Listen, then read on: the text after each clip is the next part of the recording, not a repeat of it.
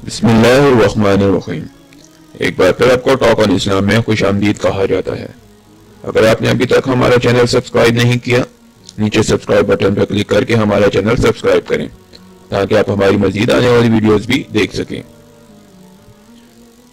قوم نوح کی یہ سرکشی اور نافرمانی دیکھ کر حضرت نوح علیہ السلام نے اپنے رب کو پکارا کہ اے اللہ، میں تو اس قوم سے تنگ آ گیا ہوں، اب تو ہی ان سے بدلہ لے۔ تو خدا تعالیٰ نے حضرت نوح علیہ السلام کو حکم دیا کہ ایک کشتی بناؤ، اور یہ بھی حکم دے دیا کہ دیکھنا اب کسی کی سفارش نہ کرنا، اب ان پر ضرور عذاب نازل ہو کے رہے گا۔ حضرت نوح علیہ السلام نے خدا کے حکم کے مطابق کشتی بنانے میں لگ گئے۔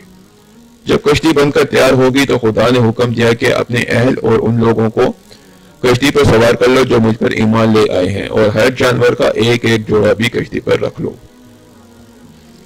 تب طوفان کی شکل میں عذاب آیا اور سب لوگ سوائے ان کے جو حضرت نوح علیہ السلام کی بنائی ہوئی کشتی میں سوار تھے ہلاک ہو گئے۔ قوم نوح کے عذاب پر حضرت امام رضا خان رحمۃ اللہ علیہ اپنی تحقیق میں لکھتے ہیں کہ نوح علیہ السلام کی امت پر جس روز عذاب طوفان نازل ہوا ہے، پہلی رجب تھی، بارش بھی ہو رہی تھی اور زمین سے بھی پانی ابل رہا تھا۔ بحکم رب العالمین نوح علیہ السلام نے ایک کشتی تیار فرمائی جو 10 رجب کو تیرنے لگی۔ اس کشتی پر 80 آدمی سوار تھے، جس میں 2 نبی تھے، حضرت آدم و حضرت نوح علیہ السلام۔ حضرت نوح علیہ السلام نے اس کشتی پر حضرت آدم علیہ السلام کا تابوت رکھ لیا تھا، اور اس کے ایک جانب مرد اور دوسری جانب عورتیں بیٹھی تھیں۔ پانی اس پہاڑ سے جو سب سے بلند تھا 30 ہاتھ اونچا ہو گیا تھا۔ 10ویں محرم کو 6 ماہ کے بعد سفینہ مبارک جودی پہاڑ پر ٹھہرا۔ سب لوگ پہاڑ سے اترے اور پہلا شہر بسایا، جس کا نام سوق السامنین نام رکھا۔ یہ بستی نہاون کے قریب موصل شہر عراق میں واقع ہے۔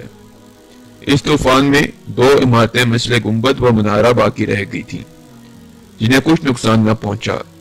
اس وقت روئے زمین پر سوائے ان 2 عمارتوں کے اور عمارت نہ تھی۔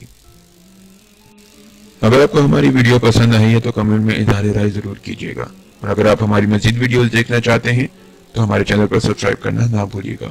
جزاک اللہ، اللہ حافظ۔